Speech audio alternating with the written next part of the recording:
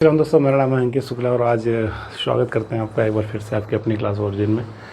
तो guys, live class बंद है कुछ दिन के लिए क्योंकि थोड़ा सा टेक्निकली इशू आ रहा है जो कि यूट्यूब की तरफ से भी है और थोड़ा सा पता नहीं किधर से है, कुछ कह नहीं सकते। यूट्यूब की तरफ से लग रहा है मुझे क्योंकि आप लोग की स्क्रीन बार बार फ्रीज हो जाती है। तो मैं लाइव क्लास अभी कुछ दिन के लिए पोस्टपोन कर रहा हूँ। तो वीडियोज़ के माध्यम से मैं आप तक कंटेंट पहुँचाऊँगा। जो आपका इंडिया का कंटेंट है वो मैं आपको डालता रहूँगा, तो आप उस पर काम करते रहो, क्वेश्चंस पे और थ्योरी पे। ठीक है, चलो मैं आज जो हमारा नेक्स्ट टॉपिक था हमारा डिफरेंशिएशन के बाद में वो था इंक्रीजिंग डिक्रीजिंग। तो थोड़ा एक बार बात कर लेते हैं इंक्रीजिंग डिक्रीजिंग पे। तो इंक्रीजिंग एंड डिक्रीजिंग, ओके। तो बहुत ही प्यारी सी बात करूँगा आपके सामने इंक्रीजिंग और डिक्रीजिंग की। इंक्रीजिंग डिक्रीजिंग का मतलब सिंपल सा साधारण सा है। देखो यार, सीधी बात है, सिंपल सा मतलब ये है कि कोई भी चीज़, ठीक है ना, उठती है, कुछ दूर चलती है, फिर उठती है, फिर चलती है, ठीक है ना, समझना। कोई भी चीज़ आती है, फिर रुकती है, फिर आती है, फिर रुकती है और फिर से नीचे डाउन जाती है।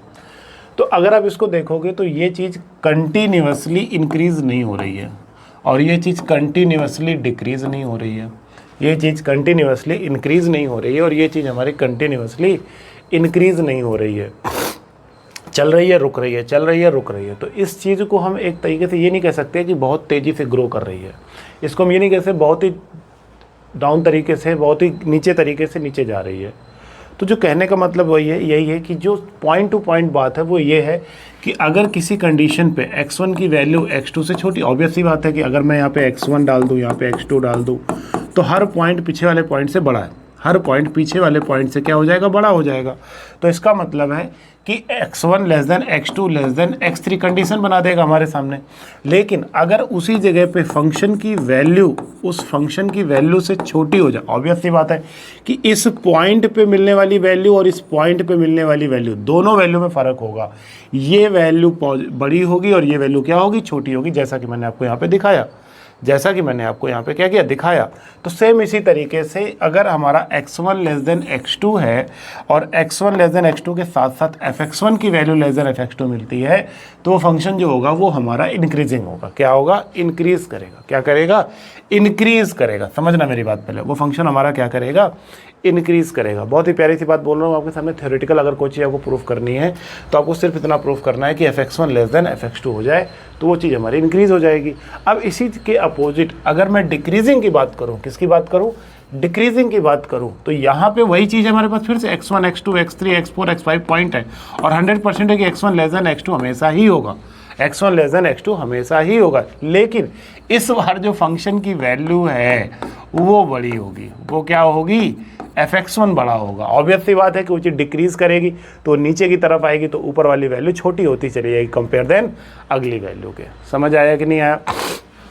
तो जो मैं कहना चाह रहा था अपनी पॉइंट टू पॉइंट बात, वो यही मैं आपसे कहना चाह रहा हूँ कि जब हम किसी फंक्शन को इंक्रीज या डिक्रीज प्रूफ करते हैं तो हम fx1 लेस देन fx2 या फिर x1 less than x2 fx1 greater than fx2 proof करते हैं। तो ये कंडीशन हमारी किसके लिए हो गई, डिक्रीजिंग के लिए कंडीशन हो गई, और ये हमारी किसके लिए कंडीशन हो गई, इंक्रीजिंग के लिए कंडीशन हो गई। समझ आया कि नहीं आया?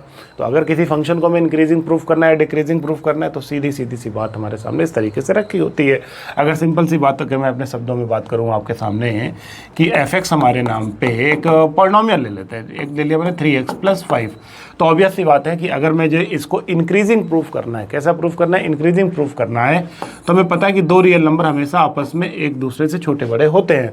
और अगर मैं इसमें सेम नंबर से मल्टीप्लाई करूंगा तो कोई भी फर्क नहीं पड़ेगा, और अगर मैं सेम नंबर ऐड करूंगा दोनों में तो भी कोई इनइक्वलिटी पे कोई फ़र्क नहीं पड़ेगा। तो ये जो fx1 की वैल्यू है वो ग्रेटर देन हो जाएगी fx2 से, तो वो फंक्शन कैसा हो जाएगा, इंक्रीजिंग हो जाएगा। फंक्शन कैसा हो जाएगा, इंक्रीजिंग हो जाएगा। और उसी जगह पे अगर मान लो मैंने -3x + 5 लिया होता तो इस बार क्या करूँगा मैं, माइनस, अब हमको पता है कि x1 जो है वो greater than x2, -x1 - x2 minus x1 greater than x2। Okay no problem, x1 greater than x2 ये कंडीशन है हमारी।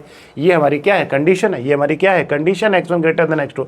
ये मैंने यहाँ पे उल्टा लिख दिया, यहाँ पे उल्टा लिख दिया है, x1 less than x2, x1 less than, हाँ नहीं ये कंडीशन तो सही है। अरे यार sorry, x1 less than x2, ये कंडीशन तो हमारी सही है। हमें पता है कि x1 लेस देन क्या होगा, x2 होगा, x1 लेस देन क्या होगा, x2।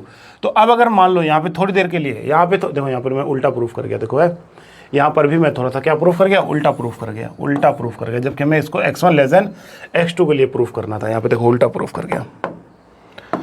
उनसे ना दिमाग में यूट्यूब वाला कांड चल रहा है और कुछ नहीं, बाकी तो क्या ही सिंसियर, कभी कभी थोड़ी सी छोटी बातें हो जाती हैं। तो ये एक हमारी क्या हो जाएगी कहानी, x1 लेस देन x2 हमें पता है, तो 3x1 plus 5 always 3x2 plus 5 less than होगा, तो ये हमारा क्या हो जाएगा, fx1 less than fx2। Clear, कोई कन्फ्यूज़न? चलो कोई दिक्कत नहीं हमारे पास यहाँ पे। तो ये चीज़ हमारी क्या हो जाएगी, इंक्रीजिंग, ये चीज़ हमारी क्या हो जाएगी, इंक्रीजिंग। और अगर इसी को मैं यहाँ पे डिक्रीजिंग के लिए प्रूव करना चाहूँ तो ऑब्वियस सी बात है, यहाँ से कंडीशन बनाओगे, हमें पता है कि x1 लेस देन क्या होगा, x2, तो minus x1 greater then minus x2, तो minus 3x1 greater than minus 3x2, तो minus 3x1 plus 5 minus 3x2 plus 5, तो ये हमारा fx1 ग्रेटर देन fx2 हो जाएगा। जो चीज़ हमारी इंक्रीजिंग और डिक्रीजिंग इस तरीके से प्रूफ हो जाएगी जब हम इस चीज़ को प्रूफ करने जाएंगे। लेकिन मोस्टली एनडीए में क्या होता है कि आपसे ये क्वेश्चन इस तरीके से नहीं पूछता है, सीधी बात सुनो, आपसे इस तरीके से एनडीए में क्वेश्चन नहीं पूछता। कोई आप बोर्ड का एग्जाम नहीं देने जा रहे हो, आप देने जा रहे हो एनडीए का एग्जाम। किसका देने जा रहे हो, एनडीए का एग्जाम देने जा रहे हो। तो आपसे वहाँ पे जो बात करेगा वो बात करेगा कुछ अलग तरीके की। कैसे कि अब एक चीज़ और, एक उस पॉइंट से पहले पॉइंट और निकल करके आता है, स्ट्रिक्टली इंक्रीजिंग, स्ट्रिक्टली इंक्रीजिंग और डिक्रीजिंग, स्ट्रिक्टली इंक्रीजिंग और डिक्रीजिंग, ये चीज़ क्या है। अब देखो, स्ट्रिक्टली इंक्रीजिंग का सीधा सीधा मतलब है, स्ट्रिक्टली इंक्रीजिंग का सीधा सीधा मतलब है कि कोई भी चीज़ सीधे से बढ़ जाए, अचानक से सडनली बढ़ जाए। जैसे मान लो ये देखो, सडनली ऊपर चला गया, सडनली ऊपर चला गया, सडनली ऊपर चला गया, या कोई चीज़ सडनली नीचे आ जाए, वो चीज़ सडनली नीचे आ गई, कहीं पर ब्रेक नहीं ले रही है, कहीं पर भी ब्रेक नहीं ले रही है, तो इसका मतलब है कि वो फंक्शन स्ट्रिक्टली इंक्रीजिंग है या फिर स्ट्रिक्टली डिक्रीजिंग है। समझ आया कि नहीं आया? क्लियर मेरी बात की नहीं क्लियर हुई? तो डिक्रीजिंग इंक्रीजिंग में यही फ़र्क है कि इंक्रीजिंग में फंक्शन कैसा होता है, इंक्रीजिंग में फंक्शन कैसा होता है, इंक्रीज करता है, डाउन नहीं जाता, डाउन नहीं जाता। जबकि स्ट्रिक्टली इंक्रीजिंग में क्या है, सीधा जाता है। अब कोई चीज़ डाउन नहीं जाती मतलब वो कांस्टेंट तो हो सकती है ना, लेकिन स्ट्रिक्टली इंक्रीजिंग में ऐसा नहीं होता, ग्राफ सडनली से तेज़ी से आगे बढ़ता है। समझ आया कि नहीं आया? क्लियर इतनी बात? चलो अब हम अपनी बात करते हैं, जो पॉइंट मैं आपसे कहना चाह रहा था। अब जो पॉइंट हमारा इंपॉर्टेंट पॉइंट है वो ये है कि देखो, हम एक चीज़ बहुत अच्छे से जानते हैं, हम एक चीज़ बहुत अच्छे से जानते हैं, और वो बात ये है कि एफ डैश एक्स जो है हमारा स्ट्रिक्टली इंक्रीजिंग, मैं क्या कह रहा था, मैं ये कह रहा था कि हमें पता है कि F of C plus H हमेशा, F of C plus H हमेशा एफ ऑफ सी से क्या होगा, बड़ा होगा। F of C plus H हमेशा इससे क्या होगा, बड़ा होगा। समझना मेरी बात पहले, यानी कि F of C plus H minus F of C हमेशा क्या होगा, ग्रेटर देन जीरो, हमेशा क्या होगा, ग्रेटर देन जीरो। क्लियर इतनी बात की नहीं? क्लियर? चलो, तो इसका मतलब है कि अगर मैं एच से डिवाइड कर दूं, एच से इसको भी डिवाइड कर दूं और लगा दूं limit H tends to zero, तो F of C plus H minus F of C divide by H, और ये हमारा क्या हो जाता है, एफ डैश एक्स। क्या हो जाता है, एफ डैश एक्स। और अगर F dash x greater than zero है, अगर F dash x greater than zero है, तो वो चीज़ हमारी होती है स्ट्रिक्टली इंक्रीजिंग। और अगर एफ डैश एक्स की वैल्यू ग्रेटर और इक्वल टू जीरो है, तो वो है इंक्रीजिंग। वो क्या है, इंक्रीजिंग। बच्चों, बहुत ही छोटी छोटी सी बात है, और यहीं से एनडीए में आपसे क्वेश्चन पूछा जाता है। और इसी के अगर मैं सिमिलरिटी में अगर मैं उस चीज़ को जोड़ दूं कि एफ डैश सी की वैल्यू अगर लेस देन जीरो हो जाए, तो वो हमारी हो जाएगी स्ट्रिक्टली डिक्रीजिंग, या फिर एफ डैश सी की वैल्यू लेस और इक्वल टू जीरो हो जाए, तो वो हो जाएगी डिक्रीजिंग। याद रखना इस चीज़ को कि जब हम एफ डैश सी की वैल्यू लेस देन जीरो लेंगे, तो जब प्रूफ करेंगे, जब मान लो कि हमें सबसे पहले करना क्या है कि हमें एक फंक्शन गिवन है, सबसे पहले हमें क्या है, फंक्शन गिवन, हमें एक फंक्शन गिवन है y is equal to f x. तो सेकेंड स्टेप में हम क्या करेंगे, उसको डेरिवेट कराएंगे, उसको क्या करेंगे, डेरिवेट कराएंगे। तो d y upon d x equal to क्या मिलेगा, एफ डैश एक्स मिलेगा। तो अब एफ डैश एक्स को क्या करेंगे, 0 करेंगे। एक्स की वैल्यू मिलेगी C1 C2 dot dot dot Cn, जिनको बोलेंगे स्टेशनरी पॉइंट। क्या बोलेंगे, स्टेशनरी पॉइंट। इनको हम क्या बोलेंगे, स्टेशनरी पॉइंट बोलेंगे। अब C1 C2 C3, ठीक है ना, यहाँ तक कोई दिक्कत किसी को, कोई प्रॉब्लम नहीं। हम क्या बनाएंगे, वेवी कर्व मेथड लगाएंगे, सीधी बात है। यहाँ पे हम इन पॉइंट को शो ऑफ करेंगे, और जब हमें क्या चाहिए होगा, स्ट्रिक्टली इंक्रीजिंग चाहिए होगा। क्या चाहिए होगा, स्ट्रिक्टली इंक्रीजिंग चाहिए होगा, तो हम पॉजिटिव वाले साइड को पकड़ेंगे, पॉजिटिव वाले साइड को पकड़ेंगे। और जब हमें स्ट्रिक्टली डिक्रीजिंग दिखाना होगा तो हम नेगेटिव वाले साइड को पकड़ेंगे। मेरी बात समझ आ रही है ना, क्लियर इतनी बात। एक क्वेश्चन भी ले लेंगे, कोई दिक्कत की बात नहीं है। तो हम इस तरीके से स्ट्रिक्टली डिक्रीजिंग स्ट्रिक्टली इंक्रीजिंग दिखा सकते हैं कि अगर स्ट्रिक्टली इंक्रीजिंग दिखाना है तो F dash x greater than 0, और अगर स्ट्रिक्टली डिक्रीजिंग दिखाना है तो F dash x less than 0। उम्मीद है कि ये चीज़ आपको समझ में आ गई होगी। चलो एक इसी पे छोटा सा क्वेश्चन ले लेते हैं। मैंने एक छोटा सा एग्जाम्पल ले रखा है, चलो एक छोटा सा एग्जाम्पल ले लेते हैं, बुक से ले लेते हैं।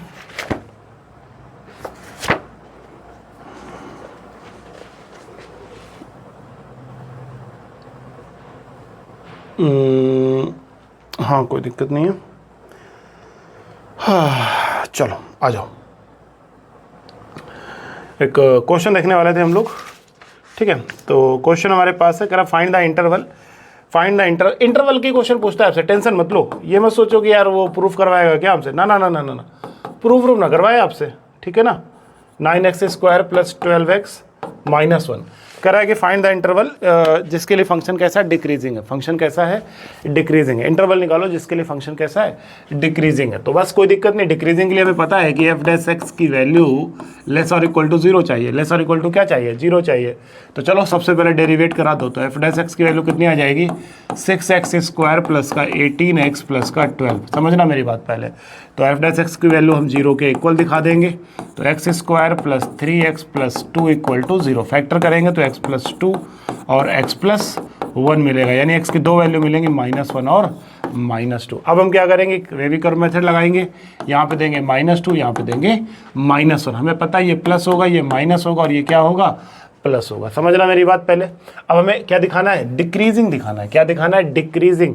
तो आंसर क्या हो जाएगा, -2 से -1। आंसर क्या हो जाएगा, -2 से -1। किसके लिए, डिक्रीजिंग के लिए। अगर यही चीज़ डिक्रीजिंग के अलावा स्ट्रिक्टली डिक्रीजिंग होती तो स्ट्रिक्टली डिक्रीजिंग के लिए हमारा आंसर क्या हो जाता, -2 से -1। हमारा आंसर क्या हो जाता, -2 से -1। समझ आया कि नहीं आया, क्योंकि वहाँ पे हमें इक्वल टू 0 भी हो सकता है।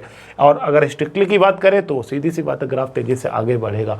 और अगर इसी में हमें इंक्रीजिंग के लिए ग्राफ ढूंढना होता, मान लो इसी के लिए हमें इंक्रीजिंग के लिए इंटरवल बताना होता, तो फिर हम पॉजिटिव वाले साइड देखते हैं। हम किसके लिए देखते हैं, पॉजिटिव वाले साइड, मतलब F dash x greater than 0 ढूंढते।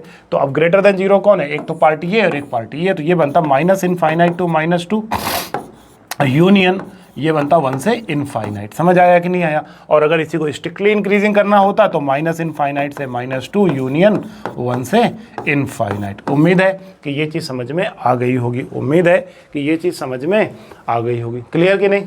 चलो, तो यही थ्योरी थी हमारी का डिफरेंस इंक्रीजिंग डिक्रीजिंग। जो आज हमने एओडी की शुरुआत की है, आज हमने इंक्रीजिंग डिक्रीजिंग स्टार्ट किया है। नेक्स्ट डे हम इस पर कुछ क्वेश्चंस लेकर के आएंगे। उसके नेक्स्ट डे हम लेकर के आएंगे मैक्सिमम मिनिमा की थ्योरी, फिर उसके क्वेश्चंस, फिर हम रेट पे बात करेंगे, फिर सारे एप्लीकेशन ऑफ डेरिवेटिव जितने भी एनडीए पूछे हैं तो सब पे बात करने वाले हैं गाइस। तो कहीं जाने की जरूरत नहीं है, सब कुछ फ्री ऑफ कॉस्ट मिल रहा है, कोई टेंशन वेंशन की बात नहीं है।